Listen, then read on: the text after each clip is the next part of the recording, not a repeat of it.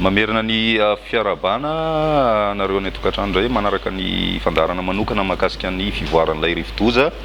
emina aty. Raha tamin'ity amin'izao fotoana itenenitsika izao zany maromaro koa adiny lasa teo zany zay dia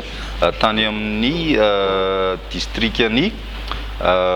faritra Iorombe moa zany misy ny lay rivodoza tamin'ny 7 maraina teo na tamin'ny 7 fefany teo zany zay ny rivotra hoentiny zany ny enatra any amin'ny 20 kilometatra isan'ora zay narahana tafiotra zato kilometatra isan'ora mizotra manohy ny diany makany atsimo andrefana hatrany izy ny hafainganam-pandeha ao anatin'izay dia 920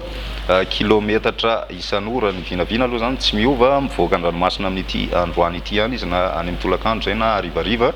any amin'iny faritra Andro iny. Raha ny filazana loza dia misy ny fiovana zany mahakasika an'izay filazana loza zay satria dia miala tsikelikely morontsiraka atsimo antsinanana izy koa manoloana zany dia lasa filazana miloko manga zany ny vadivavy fitovonany amoron'ny any Mahatsiatra ambony. Fa mbola mampiatra kosa ny filazana miloko mena na loza mitatao ny any amin'ny faritra atsimo antsinanana Iorombe, ny any Anosy, Androy, Benenitra, Betioky ary ny any Ampany. Filazana miloko mavo kosa ny any Beroroa, Ankazoabo, Sakara, Morombe ary Toliara voalohany sy faharoa.